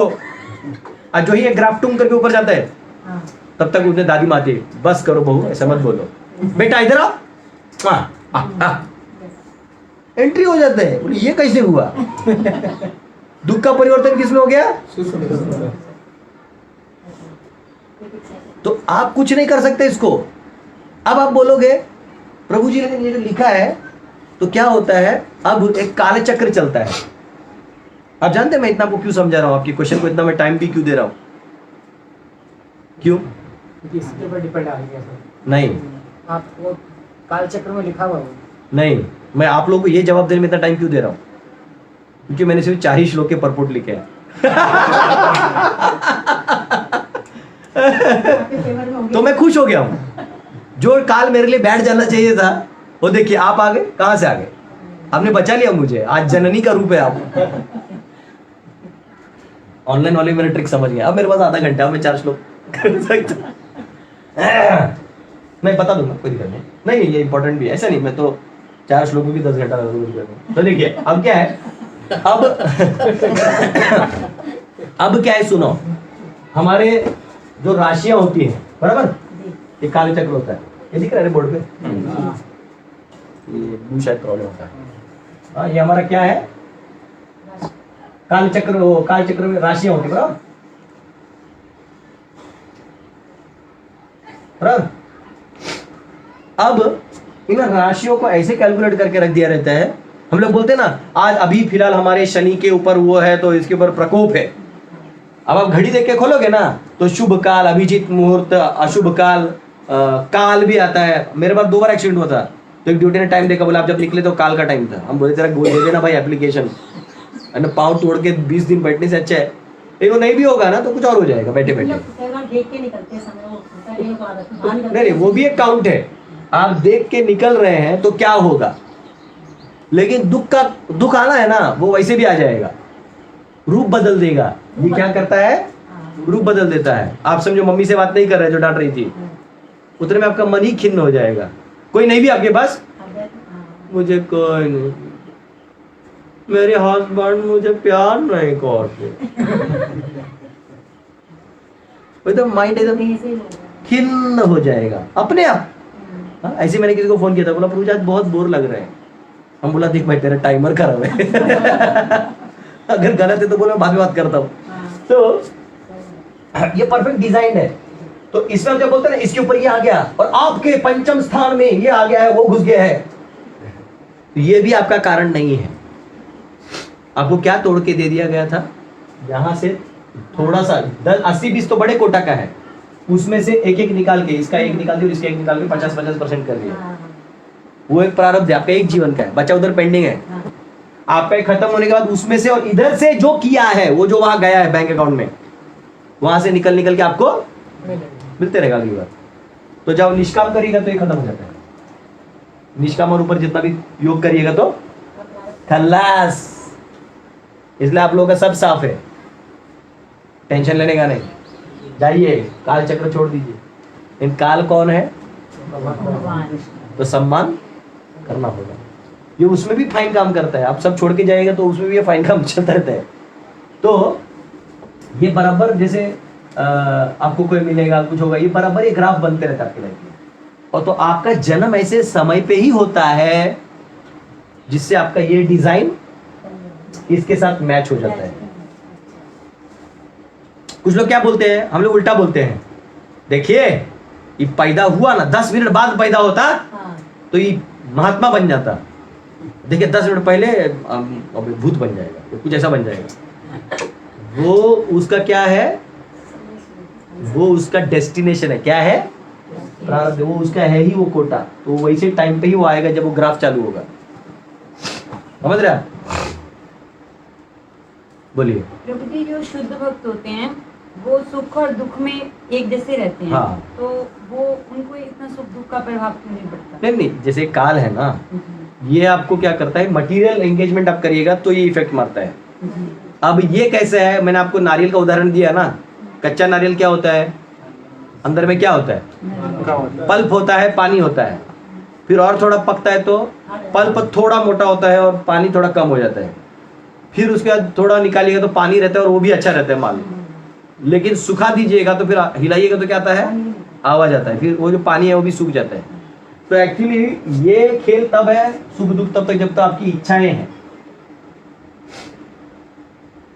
इच्छाओं को छोड़ दिया और भगवान की इच्छा में लगा दिया तो ये क्या करता है, यही प्रारब्ध आपको भगवत तत्व में ले जाने के लिए मदद करता है। अब जैसे सुख का टाइम आएगा तो ये क्या हो जाएगा, यहाँ पे भक्त मिल जाएंगे आपको। चलिए प्रभु जी प्रसाद के लिए कीर्तन करते हैं, चलिए प्रभु जी यहाँ प्रचार करते हैं। और जब दुख का टाइम आएगा तो पता चला ऐसे आपकी निंदा कर दी किसी भक्त ने, आपको बहुत बुरा लगा। बुरा लगेगा ना भैया, कोई भक्त निंदा करे तो बुरा लगेगा। लेकिन उस बुरा लगने से आप किसको याद करिएगा? भगवान। बोलते प्रभु मैं कैसा पापी हूँ, देखिए मुझे भक्त मेरे बारे में ऐसा बोलते हैं। किसको याद किया? ईश्वर को। दुख आया भगवान, सुख आया किसको, दुख आया सुख आया किसको याद करता है? खुद को। खुद को। ये जो स्वार्थी है वो। रोजी मोबाइल लेने के बाद आप थोड़ा अटक से गए हैं क्लास में। अभी भी प्रभु जी का मन जो है तो बात समझ में आया? ये खेल समझ में आया? तो ये प्रॉपर फाइनली डिजाइंड है, ठीक है ना। अब इसमें ज्यादा मत पूछिए क्योंकि भगवान खुद बोलते हैं गहना कर्मणो गति। ये बहुत गहन विषय है, इसमें एक गोता मारिएगा, इसमें बहुत डेंजरस है। जैसे आपने इस समय इस आदमी से इंटरेक्ट किया, वो कोटा में चला गया। इस आदमी से अच्छा इंटरेक्ट किया, बुरा इंटरेक्ट किया, सब आते रहता है। फिर उसका बनता है अगले बार में। ऐसे कोई नहीं आता है। ऐसे किसी को ना कहीं कभी कोई लड़का लड़की एक दूसरे को देखता है, अचानक से अलग ही हो जाता है कि नहीं हम कहीं पिछले जन्म में भी एक दूसरे को मिले थे। होता है ऐसे, वो एक ऐसा लगता है जैसे आपको पहले भी मिला था, ऐसे होता है। क्योंकि आप शरीर बदल जाता है। कर्म क्या है, देखो कर्म बेसिकली क्या है। जैसे पुलिस चोर क्या करते हैं, जो चोरी करता है पता चलता है कि अब पकड़ने आ रहा है तो दाढ़ी बढ़ा लेगा, है ना, अलग अलग कपड़ा पहन लेगा रंग का। पुलिस तो वो उंगली का डीएनए वीएनए लेते ही पकड़ लेता है। वैसे ही कर्म क्या करता है, आप अगले जन्म में दूसरा योनि में चले जाइएगा या कुछ भी हो जाएगा। कर्म क्या करता है, वो आत्मा को पकड़ता है, बोले इधर आ, तू ही है वो, समझ रहे हैं। फिर क्या होता है, अगर इनको प्रारब्ध बहुत कड़ा देना है, मतलब इसका जल्दी जल्दी निपटाना है और ये बहुत ज्यादा हो गया तो इसको नरक में ले जाके बहुत धोते हैं और ये थोड़ा लेवल पे लाते थे 20-20, और या किसी का 20-80 हो गया, यानी पुण्य बहुत हो गया और पाप कम है, स्वर्ग में देते हैं नंदन कानन गार्डन, मैडम लोगों से डांस करो, और फिर ये जब 20-20 वापस हो जाए फिर नीचे। तो यहाँ मैच बेसिकली 20-20 का। समझ में आया? 7वें अध्याय में प्रवेश करिए। श्री भगवान उवाच मय्यासक्त मनः पार्थ योगम युञ्जन्मदाश्रयः असंशयं समग्रं मां यथा न्याससि तच्छृणु। श्री भगवान ने कहा, हे प्रतापुत्र, अब सुनो कि तुम किस तरह मेरी भावना से पूर्ण होकर और मन को मुझ में आसक्त करके योग अभ्यास करते हुए मुझे पूर्णतया संशय रहित जान सकते हो। तुम्हें कोई भी डाउट नहीं आएगा, ऐसे तुम मुझे समझ सकते हो। तो अभी सुनो मेरे से। तो अब भगवान यहाँ क्या कह रहे हैं कि संशय रहित हो जाओगे, मतलब आपको कोई टेंशन नहीं, और ये सुनने के बाद कुछ बचेगा भी नहीं, पूरा समझ में आ जाएगा। और यही फिर 9वें अध्याय में भी बोल रहे हैं। तो आप लोग के लिए होमवर्क है, भगवान अभी से लेके 18वें अध्याय तक कितनी बार बोलते हैं आप लोग बताइएगा। ऐसा कि अब जो मैं तेरे को बता रहा हूँ, मतलब जो हमारे कुछ भक्तों में गुण है ना, वो भगवान से आए हैं। ए रुक, मैं तेरे को बता रहा हूँ, ये हाईएस्ट है, सुनो।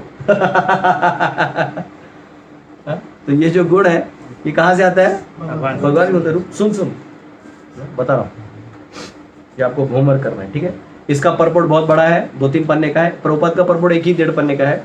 हमारे जो आचार्य है विश्वनाथ ठाकुर, वो पूरा कनेक्ट करते हैं 6ठे से 7वें को। तो देखते हैं क्या क्या हम लोग ले सकते हैं। तो यहाँ पे कहा गया है कि प्रभुपाद लिखते हैं, different types of yogas are stepping stones on the path of Krishna consciousness. कि जो अलग अलग योग है, ये बेसिकली जो निष्काम कर्म योग है, आपने ज्ञान देखा, ध्यान देखा, ये स्टेपिंग स्टोन्स हैं। कहाँ पहुंचने के लिए? भक्ति पहुंचने के लिए। और इसलिए नवविधा भक्ति कही जाती है। और इसकी पुष्टि आती है श्रीमद् भागवतम के पहले स्कंद के 2 अध्याय के 17 से 21। खोलिए तो देखो, तात्पर्य में श्लोक है।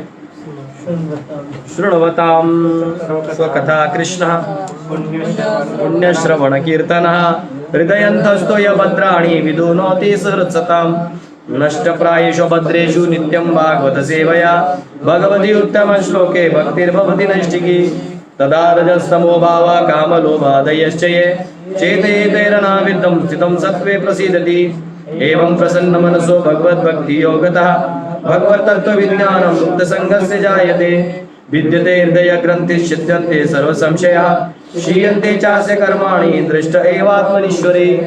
तो भी यहाँ बताया गया है कि श्रवण करने का क्या फायदा है, क्योंकि नवविधा भक्ति का सबसे पहला स्टेप क्या है? श्रवण, यानी भगवान के बारे में सुनना। देखिए, मंथरा ने और कैकेयी ने क्या प्रॉब्लम कर दिया था? मंथरा ने क्या कर दिया था? प्रॉब्लम क्या कर दिया था? कैकेयी जो अचानक से इतना अपने आप को तैयार कर रही थी, श्रृंगार कर रही थी, और रात को कर रही थी, क्योंकि सुबह राज्याभिषेक है और मेरा बेटा राम, बेटा तो वैसे वो कौशल्य का था, लेकिन ऐसे भेद पहले होते नहीं थे, अभी भी नहीं होते। मैंने देखा जॉइंट फैमिलीज में, जैसा अभी मैं घर जाता हूँ तो मेरी चाची ने ऐसे खिला जैसे मैं उन्हीं का बेटा हूँ, बात भी करी, कभी अपने बच्चों को कंप्लीट बोल देगी, तुम इसको समझाओ थोड़ा, ऐसा घर के जैसा आता है जॉइंट फैमिली में। न्यूक्लियर फैमिली में क्या है कि वो सब फैसिलिटीज मिलते ही नहीं है, उतने भाई बहन होते नहीं, तो ये स्वभाव थोड़ा कम होता है।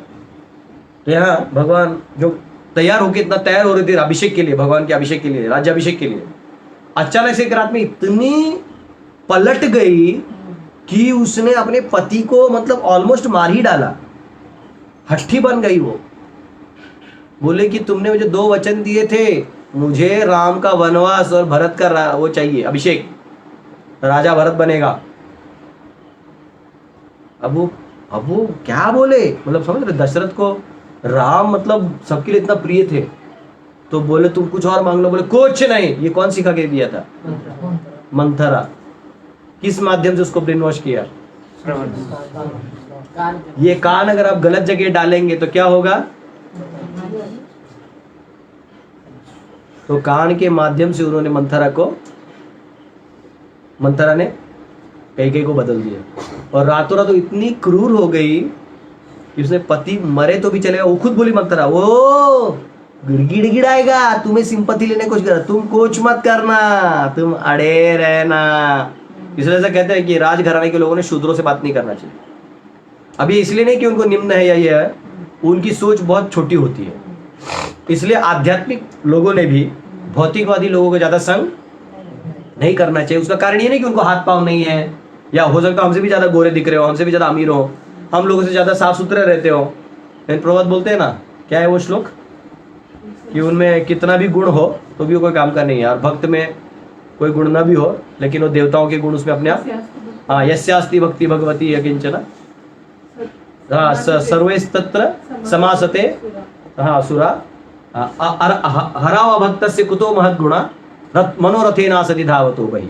1:28 में पर्पण में प्रभात लिखते हैं। तो जो भक्त है उसमें बहुत अच्छे गुण होते हैं। तो भक्त जो ही अभक्त के साथ संपर्क करेगा वो घटिया टाइप बोलेगा, मतलब कुछ भी बोलेगा, देहात में बुद्धि वाली चीज बोलेगा।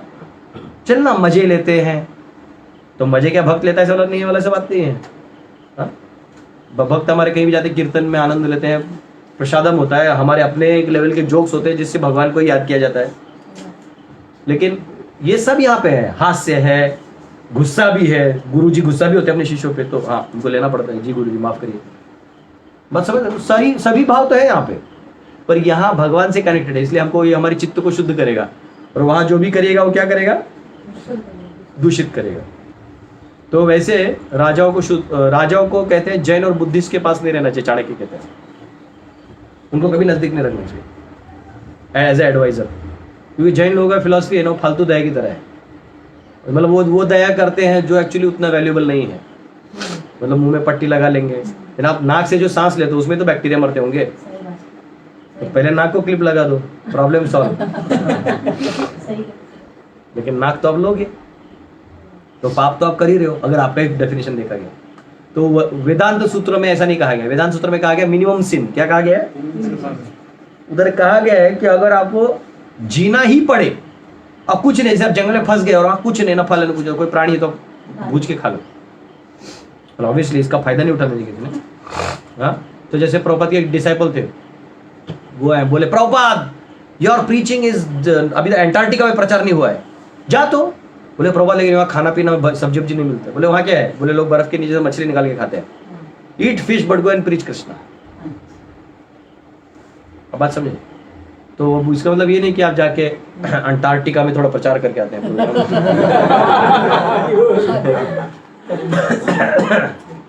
ऐसा मत करिए। तो कम से कम पाप में अपने अस्तित्व को बचा के रखना है। ये हमारा साइकोलॉजी होता है। तो कान दे दिया अगर आपने गलत जगह, तो क्या होगा? यही आपके उद्धार का या आपके पतन का कारण बनेगा। ठीक है, तो यहाँ पे श्रवण का महात्म्य बताया गया है। तो क्या कहा गया है? यहाँ कहा गया है शृण्वताम स्वकथा कृष्ण पुण्य श्रवण कीर्तन हृदयंतस्तो ही अभद्राणी विधुनोति सुहृत्सताम। आपका ये हृदय में अभद्र है, या क्या बोलते हैं उसको, अभद्र कह रहा हूं, ये अभद्राणी यानी इनऑस्पिशियस, आपके जो अनर्थ कह सकते हैं जिनको, जो है वो क्या हो जाएंगे? धुल जाएंगे। विधुनोति, धुलाई होगा। फिर क्या होगा? नष्ट प्रायेषु अभद्रेषु नित्यम भागवत सेवा। और कैसे होगा ये? जब आप क्या करोगे? भागवत का श्रवण करोगे। अन्य ग्रंथों का नाम नहीं लिया गया है, क्यों मालूम है?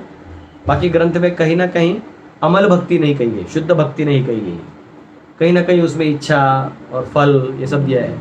भागवतम में ओनली भगवान और आपका शुद्ध प्रेम, ये बहुत हाईएस्ट है। नित्यम भागवत सेवया भगवती उत्तम श्लोक है। तो इसमें कहा गया है उसके लिए वो शुभेच्छु मित्र की भांति कार्य करते हैं। जो भक्त निरंतर उनका श्रवण करता है उसे वे शुद्ध कर देते हैं। इस प्रकार भक्त अपने सुप्त दिव्य ज्ञान को फिर से पा लेता है। यानी हमारे आत्मा में ऑलरेडी दिव्य ज्ञान होता है और श्रवण करने मात्र से वो वापस बाहर आ जाता है। जो जो वह भागवत तथा भक्तों से कृष्ण के विषय में अधिक अधिक सुनता है, त्यों त्यों वह भगवत भक्ति में स्थिर हो जाता है। भक्ति के विकसित होने पर वह रजो तथा तमो गुणों से मुक्त हो जाता है और इस प्रकार भौतिक काम तथा लोभ कम हो जाते हैं। काम लोभ दयेश चाहिए, वो कम होने लगता है। जब ये कलमश दूर हो जाते हैं तो भक्त सतोगुण में स्थिर हो जाता है, भक्ति के द्वारा स्फूर्ति प्राप्त करता है और भगवत तत्व को पूरी तरह जान लेता है। भक्ति योग भौतिक मोह के कठिन ग्रंथि को भेदना है और भक्त को असंशयम समग्रम अर्थात परम सत्य श्री भगवान समझने की अवस्था को प्राप्त कराता है। ठीक है, तो यहाँ पे दिया गया है कि बेसिकली इसका फंडा ये है कि आपको अगर शुद्ध चित्त होना है तो क्या करना पड़ेगा, चलना पड़ेगा। तो यहाँ भगवान वही कह रहे हैं कि अब मैं तुझे बताने जा रहा हूँ, उससे तेरा चित्त क्या हो जाएगा, शुद्ध हो जाएगा। ठीक है, तो यहाँ एक शब्द है समग्रम। तो समग्रम का मतलब है माई पावर एंड माई प्लेस। मैं जो मेरा जो भी है ये मैं तुमको टोटल में बताऊंगा। ठीक है, क्योंकि ऐसा कहते हैं because it is impossible to know everything about infinite. Actually समग्रम क्या है कि भगवान के बारे में पूरा जानना भी इतना आसान नहीं है, लेकिन मैं तुम्हें जो बता दूंगा उससे तुम्हें पूरा पिक्चर मिल जाएगा। बाकी मैंने परपोट में बहुत कुछ लिखा है, बड़ा है, तो इसमें थोड़ा लॉजिक है। हम लोग ऐसा करेंगे हम पढ़ लेंगे, आप लोग सिर्फ वर्स नंबर नोट डाउन कर लीजिए। ठीक है, क्योंकि आचार्यों के कमेंट्रीज हैं। तो और ये जो समग्रम है कि हम सारा ज्ञान नहीं ले सकते, इसकी पुष्टि श्रीमद् भागवतम में 12वें स्कंद के 4थे अध्याय के 39वें श्लोक में आती है, जब कहा है कार्स्येन न जो अपि अभिधातुम ईशः, even lord Brahma himself would be incapable of describing pastimes of lord entirely. कि भगवान ब्रह्मा भी जो है वो सारे भगवान की लीलाओं को वर्णन नहीं कर सकते। फिर 7 से 12 में आता है जो भक्ति का पार्ट है, तो इसमें 2 पार्ट आते हैं, मिक्स्ड और अनलॉयड। भक्ति के 2 पार्ट इसमें आएंगे, भगवान मिश्र से लेके शुद्ध भक्ति तक भी आपको लेके जाएंगे। ये पॉइंट लिख लीजिए। अच्छा, तो कोई ये कह सकता है कि अरे भक्ति बहुत आसान है, ये हम लोग के लिए नहीं है, लोग टफ मार्ग लेना चाहते हैं, कुछ टफ हो। तो कभी कभी क्या होता है, जो ये बाकी योगी है ना, ये हमसे ज्यादा हाईफाई दिखते हैं। क्यों? उनका चलने में एकदम ऐसा कमंडल मंडल होता है, ऐसे उनको नजर हो जाए ऐसा लगेगा वाह वाह वाह वाह। तो कई बार हमारे लोग भक्ति में आ भी जाते हैं, उनको लगता है मुझे भी ऐसा बनना है, महंत महामंडलेश्वर 1008, ऐसे उनको लगता है। लेकिन एक्चुअली भक्त जो है उसकी अंदर से चेतना मीठी होती है, यानी वो दयालु होता है। और ये अभी भी अपने आप को कर्ता समझ के कि मैं करूंगा, ये निम्न माना जाएगा। तो इसलिए मैंने आपको एक स्टेटमेंट बोला था। क्या स्टेटमेंट बोला था? लोएस्ट का हाईएस्ट होने से अच्छा है हाईएस्ट का लोएस्ट हो। मतलब भक्ति में रहो, तुमको मिश्र भक्त हो तो भी चल जाएगा। समाधि में ध्यान योग करके समाधि में जाने से अच्छा क्या है, भक्ति योग में प्रथम चरण पे ही रहो, कोई प्रॉब्लम नहीं।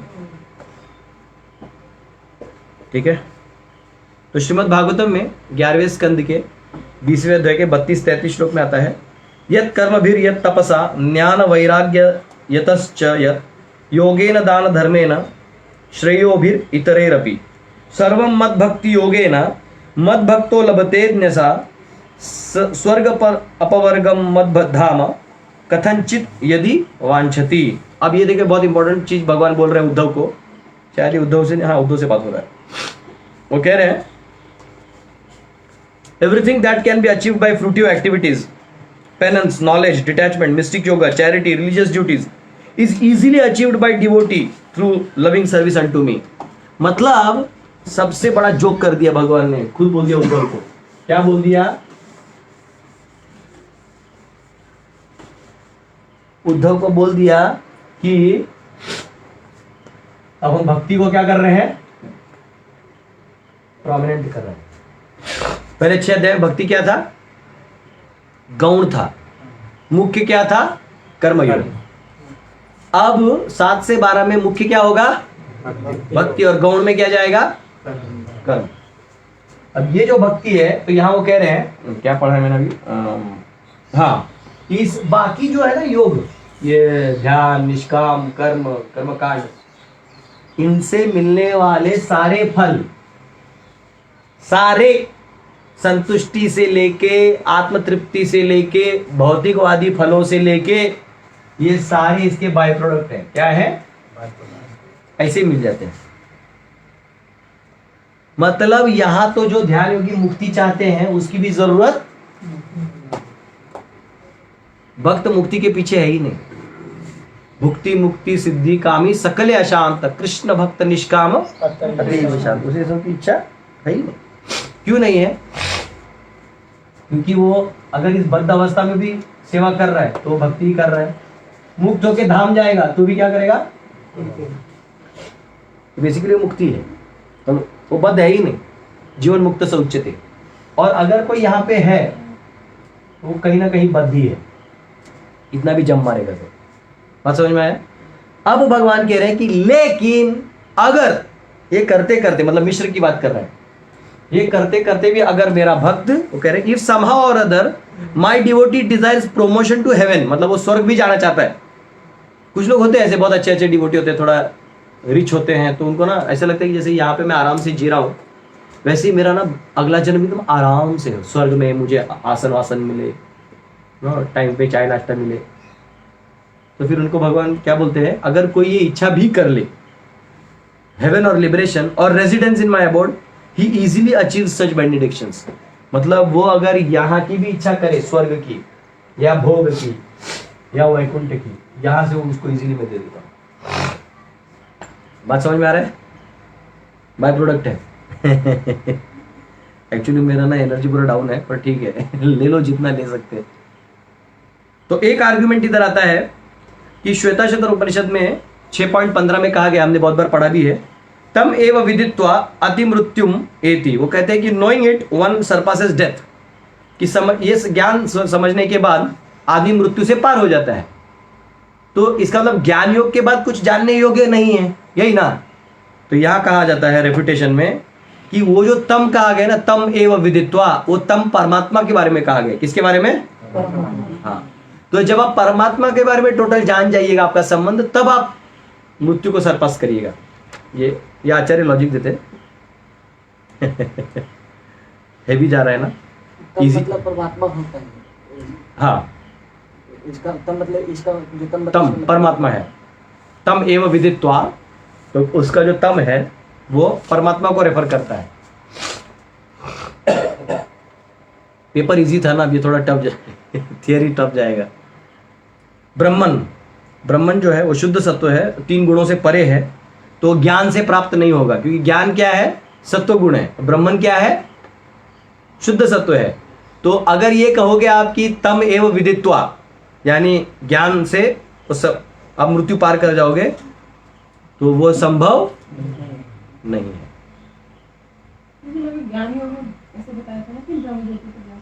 हाँ, नहीं, तो वो जो कल्मिनेशन है तब, जब फल आएगा तब, तो फल क्या है ज्ञान का? आप नहीं समझे। हमने बोला कि पेड़ लगाइए, ये आठी लगाइए, आम का पेड़ आएगा, अब फल रसदार होगा। तो अभी तो आठी लगाया ना आपने, वो तो इतना सा पौधा ही हुआ है। 10 साल बाद वो पेड़ होगा, 11 साल बाद उसको फल आएगा आम का, तब वो पकेगा तब। तो वो जो फल पकता है वो भक्ति है।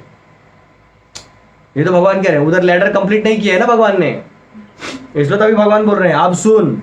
677 में टिंज मार दिया, अब आ इधर, अब तेरे को आम का जूस बता तो कैसे बनता है। ऐसा मैं समझ ही गया था, कोई ना कोई स्मार्ट आदमी पूछेगा।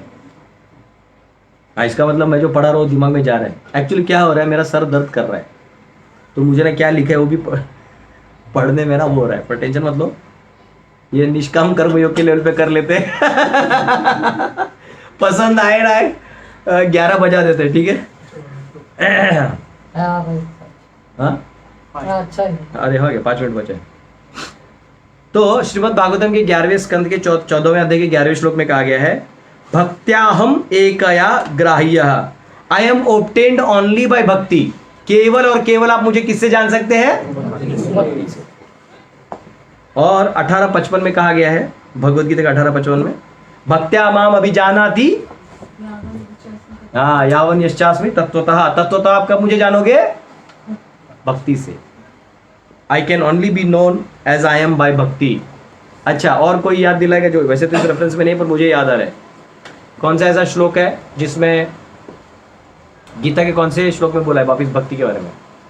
बाकी चीज से तुम नहीं जान सकते, भक्ति से जान सकते हो। ज्ञातुम द्रष्टुम च तत्वेन प्रवेष्टुम च परन्तपा।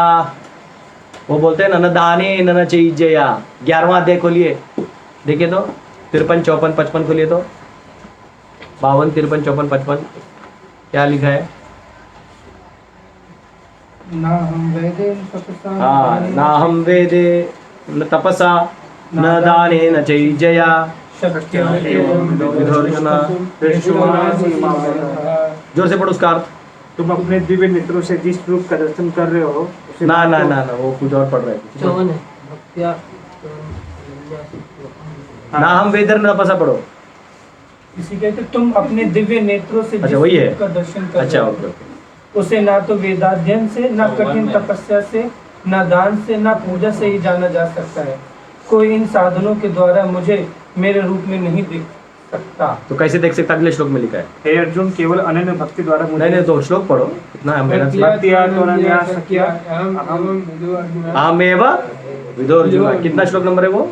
1154, 1154 में भी ये वापिस आएगा, तो इसको भी नोट डाउन कर लो। आचार्य ने नहीं निकाले, मेरे दिमाग में है। तो यहाँ कहा गया है अकॉम्प्लिशमेंट ऑफ लिबरेशन थ्रू ज्ञान and Ashtanga yoga is brought through influence of भक्ति।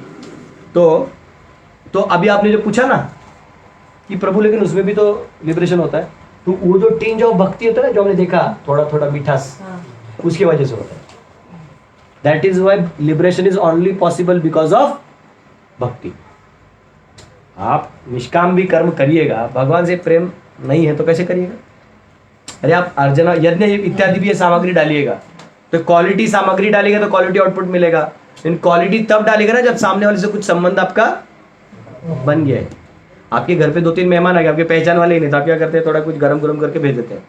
फिर पता चला आपका बहन आई है जो 15 साल पहले आपके, और आपको बहुत सारी बातें करनी है, तो आप बैठ के एकदम उसके लिए स्पेशल आओ, हम दोनों मिलके कुछ बनाते हैं, खाते हैं, गपशप मारते हैं, तो आप फिर फाइनर आइटम्स लाते हो। तो वैसे तो यहाँ जो लिबरेशन तब होगा जब उसको फाइन नहीं करोगे। फाइन करने के लिए आपका क्या बनना चाहिए? रिलेशन। तो यहाँ पे भागवतम का 10वें स्कंद का 47वें अध्याय के 59 श्लोक में कहा गया है, it is true that supreme lord himself awards his blessings even to an ignorant worshipper, just as best medicine works even when taken by a person ignorant of its ingredients. तो भक्ति ऐसा चीज है कि अगर आपको नॉलेज नहीं भी है तो ये काम करेगा। ठीक है, हमारा टाइम खत्म हो गया और आज का हमारा एंटरटेनमेंट चैनल समाप्त। माफ करिएगा, एक्चुअली ना थोड़ा सर्दी हो गया मेरा और जड़ हो गया दिमाग, मैं 2 एनासिन खा के आया। हरे कृष्णा। तो कल करेंगे बचे हुए वर्सेस। ठीक है, हरे कृष्णा। श्रील प्रभुपाद की जय।